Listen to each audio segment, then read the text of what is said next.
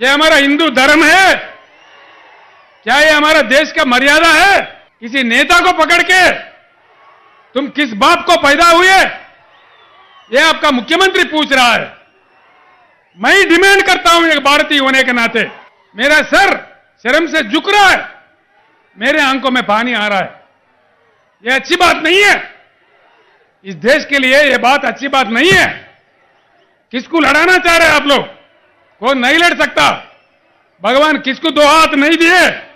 एक एमपी के बारे में आपका पार्टी का एक चीफ मिनिस्टर, तुम किस बाप को पैदा हुए बोल सकते क्या? ये हमारा संस्कार है क्या? क्या हमारे वेदों से, भगवत गीता से, महाभारत से, रामायण से यही सिखाया गया हमको? नहीं, हिंदू धर्म को बेच के उसके नाम पे वोट कमाने वाले आप लोग हो, आप गंदे लोग हो।